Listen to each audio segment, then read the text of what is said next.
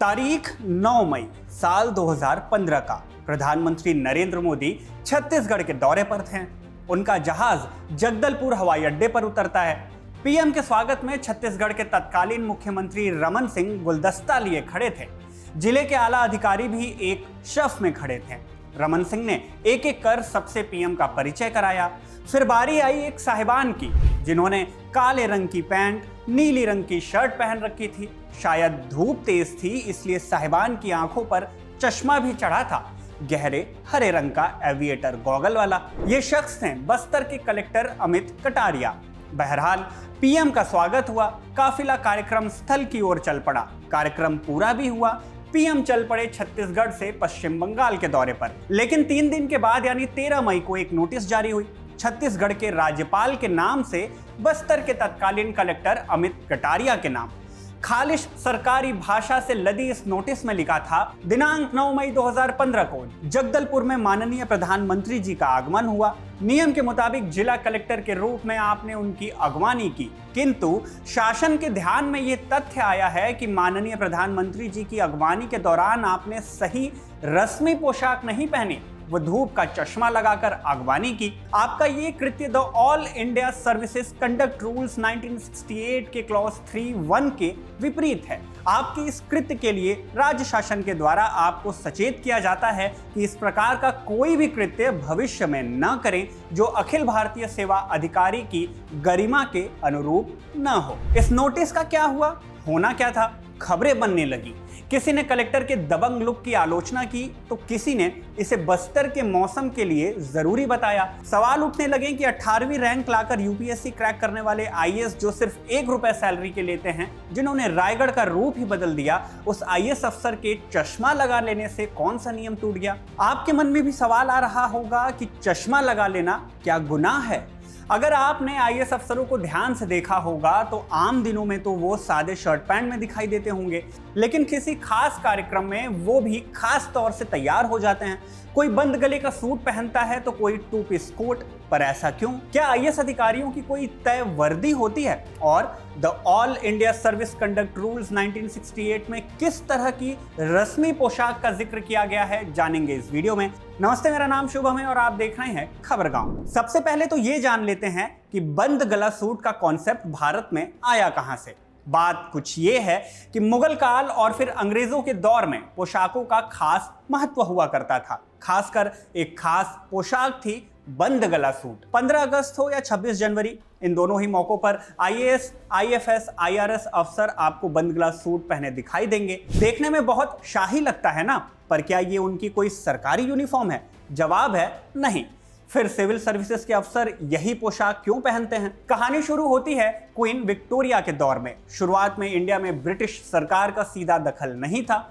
East India company का निजाम चलता था। कंपनी के अफसर बंद गले वाला एक लंबा कोट पहना करते थे, जिसकी तह घुटनों तक जाती थी। हालांकि कोई ड्रेस कोड नहीं हुआ करता था। फिर क्वीन विक्टोरिया ने पहली बार सुझाव दिया कि ब्रिटिश अफसरों के लिए एक ड्रेस कोड होना जरूरी है। इस तरह पहली बार अधिकारियों के लिए ड्रेस कोड बना।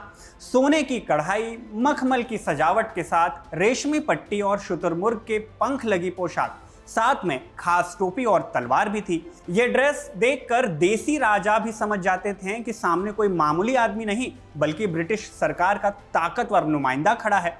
यानी साफ था कि कपड़े सिर्फ शरीर ढकने के लिए नहीं थे, बल्कि सत्ता, रुतबे और दबदबे का प्रतीक भी थे। लेकिन ये इतने महंगे थे कि सभी अफसरों को देना मुमकिन नहीं था। इसलिए उस दौर में यह तय हुआ कि सिर्फ उन अफसरों को ऐसे ड्रेसेस पहनाने की इजाजत होगी या दिए जाएंगे जो भारतीय राजाओं और नवाबों से मिलने जाते हों, आधिकारिक काम के लिए जाते हों। जैसे जैसे अंग्रेजों का असर बढ़ा, भारत के राजा महाराजाओं ने भी थोड़ा वेस्टर्न स्टाइल अपनाना शुरू कर दिया। उन्होंने अपने पारंपरिक कपड़ों में कॉलर, बटन और कोट जैसा लुक जोड़ना भी शुरू कर दिया। इससे जो नया लुक बना वही आगे चलकर बंद गला सूट बन गया। और जब अंग्रेजों के साथ मिलना जुलना होता था, तब ये बंद गला सबसे फिट बैठता था, फिर चाहे शाही लुक की बात हो या फिर औपचारिकता की। फिर ये पोशाक सिविल सर्वेंट्स का ड्रेस कोड कैसे बन गया? इसका जवाब भी इतिहास में है। भारत में सिविल सर्विसेज की शुरुआत ब्रिटिश काल में ही हुई। पहले केवल ईस्ट इंडिया कंपनी की तरफ से चुने गए ब्रिटिश अधिकारी ही इसमें भाग लिया करते थे, लेकिन 1854 से भारतीयों के लिए भी सिविल सर्विसेज के दरवाजे खोल दिए गए। भारतीय तो इसमें शामिल हो गए, लेकिन भारतीय पारंपरिक परिधान इसमें नहीं पहुंच पाया था। ऑफिशियल मीटिंग्स की बात हो या फिर डेली के कामकाज की, भारतीय सिविल सर्वेंट्स को भी ब्रिटिशर्स के जैसे ही तय पोशाक पहनने पड़ते थे। इसकी छवि आपको भारत के पहले सिविल सर्वेंट सत्येंद्रनाथ टैगोर की तस्वीरों में भी दिख जाएगी। वो भी बंद गले का सूट तो कभी टाई और कोट पहने दिखते थे। सिविल अधिकारी ये बंद गला सूट आज भी हर आधिकारिक सम्मेलन में पहने दिखाई देते हैं। हालांकि दिलचस्प बात यह है कि ऑफिशियल ड्रेस कोड नहीं है। आईपीएस अफसर कनिष्क जमकार इंस्टा पर डाली गई एक पोस्ट में लिखते हैं कि बंद गला उनकी विरासत और कर्तव्य की याद दिलाता है। ये दिखाता है कि अफसर न्याय, ईमानदारी और सेवा के लिए प्रतिबद्ध है। हालांकि ये बात आईपीएस के लिए कही गई थी, लेकिन आईएएस और आईएफएस यहां तक कि आईआरएस अधिकारियों पर भी लागू होती है। चाहे वो बंद गला पहने या कोट पैंट, वो बस कपड़े नहीं होते, वो एक मैसेज होते हैं कि हम जनता की सेवा में हैं, परंपरा की रक्षा में हैं। खैर, इतिहास से वर्तमान पर लौटे तो साल 2015 में बस्तर के कलेक्टर अमित कटारिया को मिला नोटिस ड्रेस कोड से जुड़ा इकलौता मुद्दा नहीं है।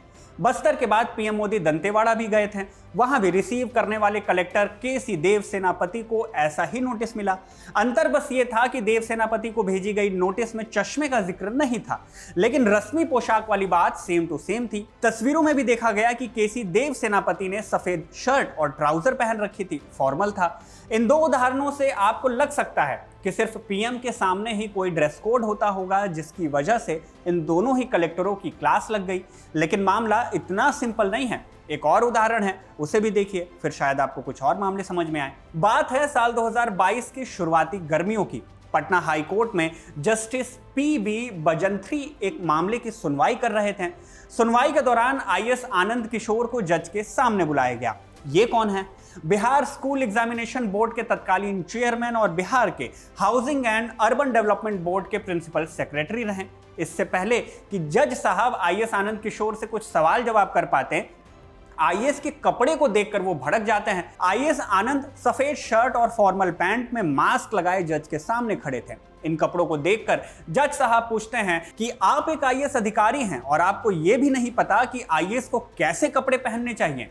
आईएएस बनने के बाद आपने मसूरी में ट्रेनिंग नहीं अटेंड की, वहां आपको यह नहीं सिखाया गया कि कोर्ट में कैसे कपड़े पहनकर जाना चाहिए। जज साहब का गुस्सा और चढ़ा तो बोल पड़े कि बिहार के आईएएस अधिकारियों को क्या हो गया है, उनको यह भी नहीं पता कि जज के सामने कैसे कपड़ों में पेश हुआ जाता है। अब जब जज ने इतने तीखे तेवर दिखाए तो आईएएस की आवाज भी लड़खड़ाने लगी। दबी आवाज में आईएएस आनंद ने जवाब दिया कि लॉर्डशिप, ये सामान्य कपड़े हैं जिसमें हम कोर्ट में जाते हैं, हमारे लिए कोई खास तरह का ड्रेस नहीं तय किया गया है। जज साहब इस जवाब से और भड़क जाते हैं और बोलते हैं कि आप एक आईएएस हैं, जब भी कोर्ट में आइए तो कम से कम एक ब्लेजर जरूर पहने, शर्ट का कॉलर वाला बटन भी बंद करें। ये कोई सिनेमा हॉल नहीं है जहां जैसे मर्जी वैसे आ गए। जज और आईएएस के बीच ये बातचीत सोशल मीडिया पर खूब वायरल हुई। इसके बाद बहस एक बार फिर से गर्म होने लगी कि सिविल सेवकों का ऑफिशियल ड्रेस कोड क्या है। इस मुद्दे पर ब्यूरोक्रेट्स की राय समय समय पर मीडिया रिपोर्ट्स में छापी गई। मसलन इस कोर्ट वाले हंगामे के बाद द प्रिंट पर छपी भद्रा सिन्हा की रिपोर्ट में सरकारी अधिकारियों के हवाले से बताया गया कि अधिकारियों के सर्विस रूल में ऐसा कोई नियम नहीं है कि कौन से कपड़े पहनने चाहिए, लेकिन जब वो ट्रेनिंग में होते हैं तब उन्हें एक गाइड बुक दी जाती है जिसमें लिखा होता है कि अफसरों को साफ सुथरे और डिसेंट कपड़े पहनने चाहिए। यहाँ एक जायज सवाल उठता है कि रूल बुक में तो डिसेंट शब्द का इस्तेमाल किया गया था, लेकिन कौन से कपड़े डिसेंट माने जाएंगे, इसकी जानकारी यहाँ नहीं मिलती है। कुछ ऐसी ही बात रिटायर्ड और वर्तमान में सेवा दे रहे आईएएस और आईपीएस अधिकारियों के हवाले से हिंदुस्तान टाइम्स ने अपनी रिपोर्ट में छापा कि सिविल सर्विसेज के अधिकारियों को सरकारी समारोह जैसे गणतंत्र दिवस, स्वतंत्रता दिवस जैसे कार्यक्रम में काला या सफेद जोधपुरी सूट या फिर शेरवानी और फॉर्मल जूते पहनने चाहिए। औपचारिक कार्यक्रमों में भी काला या सफेद जोधपुरी सूट या गहरे रंग का 2 पीस या 3 पीस सूट पहनना सही माना जाता है। ध्यान दीजिएगा, यहां कहा गया कि परंपरा के हिसाब से सही माना जाता है, ना कि कोई ठोस नियम बनाए गए हैं। परंपरा वाली बात ही एन गोपाल स्वामी, जो चीफ इलेक्शन कमिश्नर और होम सेक्रेटरी रह चुके हैं, उनका बयान टाइम्स ऑफ इंडिया की एक रिपोर्ट में मिलता है। एन गोपालास्वामी कहते हैं कि अगर कोई अफसर अपने जिले में प्रधानमंत्री, राष्ट्रपति या उपराष्ट्रपति का स्वागत कर रहा है तो परंपरा कहती है कि उसे फॉर्मल कपड़े पहनने चाहिए, जैसे बंद गले का सूट, कोट पैंट या फिर टाई वाला सूट। कपड़ों की इस बहस में हमें सिविल सेवाओं से जुड़े एक खास नियम पर ध्यान देना होगा। आपको याद होगा, हमने वीडियो की शुरुआत में बताया था कि पीएम मोदी के सामने रस्मी पोशाक न पहनने पर 2015 में 2 सिविल अधिकारियों पर गाज गिरी थी। आईएएस कटारिया और केसी देव सेनापति दोनों को मिले नोटिस में the all India services conduct rules 1968 के क्लॉज 3(1) का जिक्र हुआ। अब ये क्या कहता है? The all India services conduct rules 1968 Bharat सरकार का बनाया हुआ नियमों का एक सेट है। आईएएस, आईपीएस और आईएफएस जैसे अधिकारियों के कंडक्ट के बारे में ये नियम तय करता है। इसके क्लॉज 3(1) में लिखा गया कि हर अफसर को हमेशा ईमानदारी से काम करना चाहिए और ऐसा कोई काम नहीं करना चाहिए जिससे अफसर की या उसकी नौकरी की बदनामी हो। खैर, ईमानदारी और आचरण को लेकर भी बातें लिखी गई, लेकिन कहीं भी उनके ड्रेस कोड को लेकर कोई भी बात स्पष्ट नहीं किया गया। ड्रेस कोड का जिक्र सिर्फ the Indian police services uniform rules 1954 में है, वो भी सिर्फ आईपीएस अधिकारियों के लिए। आईएएस अधिकारियों के लिए ऐसा कोई रूल नहीं मिलता है, खास करके उस नियम में जिसके तहत दोनों कलेक्टरों को नोटिस जारी किया गया था। इससे ये बात और भी पुख्ता हो जाती है कि परंपरा के तौर पर बस इस बंद गले सूट को पहना जा रहा है, कानून में कुछ भी नहीं कहा गया। अब यहाँ एक और सवाल उठता है कि अगर ऐसा कोई नियम नहीं है तो फिर इसके लिए बाध्य क्यों किया जाता है इन अफसरों को? देखिए, अंग्रेजों की बनाई पोशाक उनके वातावरण के हिसाब से ठीक है, लेकिन भारतीय वातावरण में जहां साल के कुछ महीनों में तीखी गर्मी पड़ती है, वहां ऐसे बंद गले सूट पहनकर ग्राउंड पर काम करना मुश्किल है, जो कहीं ना कहीं अफसरों को असहज कर सकता है और उनके काम पर भी असर डाल सकता है। ऊपर से बीते दशकों में ग्लोबल वार्मिंग के चलते मौसम बेहद गर्म होता जा रहा है। ऐसे में पुरानी परंपरा को अब तक निभाना थोड़ा तकलीफ भी दे सकता है। पटना हाईकोर्ट वाले मामले में भी आईएएस आनंद किशोर ने कुछ ऐसी ही दलील दी थी। कहा था कि गर्मी के मौसम में सूट पहनना और ग्राउंड पर काम करना असहज कर देता है। रस्मी पोशाक न पहनने पर जब नोटिस मिला तो आईएएस अमित कटारिया ने भी कुछ ऐसा ही जवाब दिया।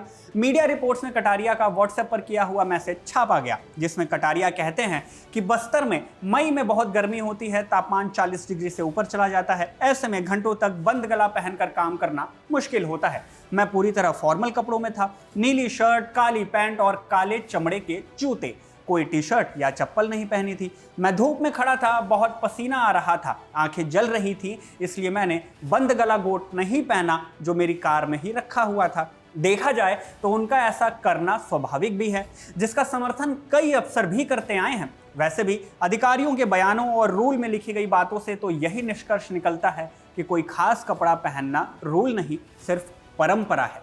परंपरा जो ब्रिटिशर्स के दौर से आज तक चलती आ रही है। इन परंपराओं पर सवाल उठाता हुआ समाज का एक धड़ा है जो ये भी कहता है कि जब वर्तमान सरकार ने बीते एक दशक में कई विक्टोरियन नियमों और परंपराओं को खत्म कर दिया, तो फिर आईएएस अफसरों के लिए बनाई गई इन विक्टोरियन परंपराओं को क्यों नहीं सुधारा जा रहा है? इनमें भी तो समय और मौसम के हिसाब से बदलाव किए जाने चाहिए। वैसे आप इस पूरे मामले पर क्या राय रखते हैं? वर्दी और काम दोनों ही मामलों पर आप क्या कुछ कहना चाहते हैं? कमेंट करके हमें जरूर बताइएगा। इस वीडियो में बस इतना ही। धन्यवाद।